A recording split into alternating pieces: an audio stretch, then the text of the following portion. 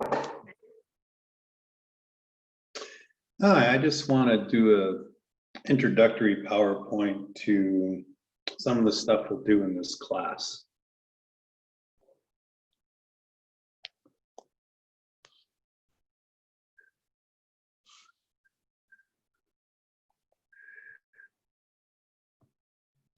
So my question for you is, what's your learning style? I'm wagering that many of you have taken tests to tell you this, what quadrant you lie in or things like that. I believe some of the tutoring center and writing centers and stuff still test you on this. Well, I'm here to tell you, I'm sorry, but those are all a myth. All of the new research points to different ways of learning, and you're not a visual learner. You're not auditory or tactile. And here's why. Basically, here's how science works.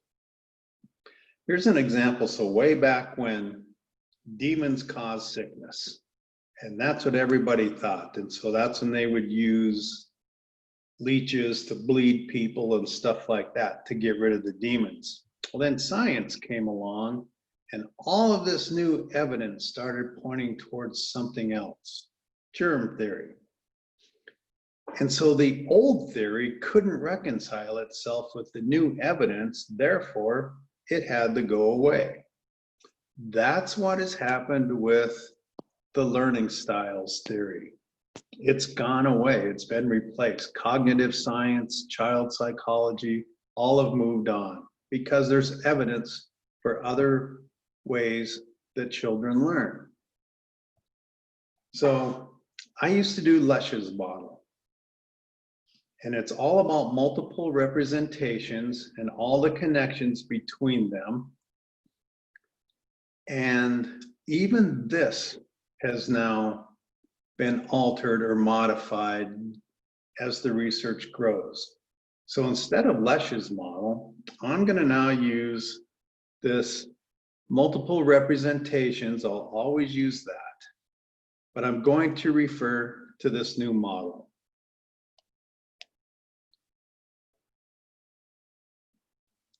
It looks a lot like Lesch's model. For example, symbolic, written symbols. Lesch said pictures, now this says visual. So be careful. This kind of looks like learning styles. This looks like, oh, visual, auditory, tactile, but they're not. Let's look at these a little bit closer with some descriptions. So look at visual. It's diagrams, number lines, graphs, things like that, other drawings that can link to, say, verbal representations where we're discussing them, describing, using formal mathematical language. I will press you to do that. Relevant situations became contextual representations. Same kind of thing though, real world, imaginary situations, or realizable, where you know what's happening even though you're not immersed in a real world situation. Physical, that was manipulatives. It's still concrete objects where you can move them around and act with them. And I'm going to add something here because of research and readings I've done. Gestures. When you make a gesture when you're taught, you're actually building kind of a physical representation of your ideas. And then symbolic representations, yeah, working with the mathematical symbols, numbers, variables, things like that. And so the key is to intertwine all of these. And so we want, for understanding, conceptual understanding, to put them all together and then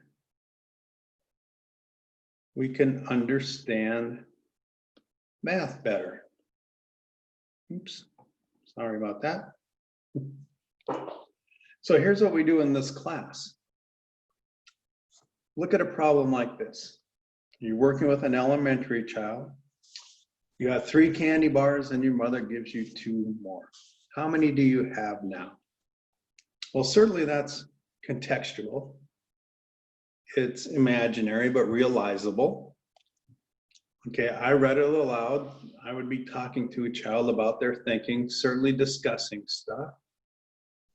The visuals the child solves, here's a diagram. They had 3 candy bars, added 2 more. Now they have 5. And if you have them write it in a number, sentence, or equation, there's your symbolic representation.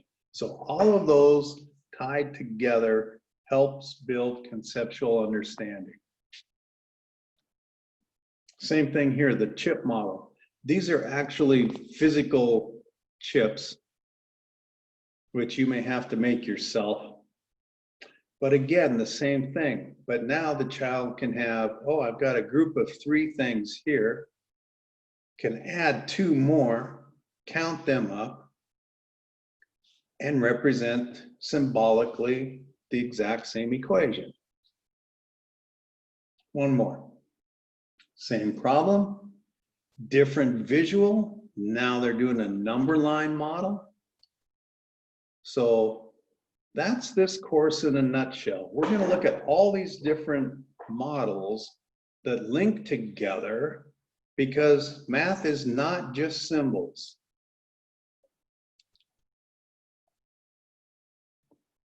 And boy, I wish I would have learned this way because all I learned was symbols. Let's do math that way.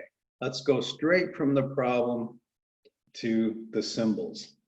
And that's a nice place to get, but it's also nice to have these other representations to help build better conceptual understanding. And that's it.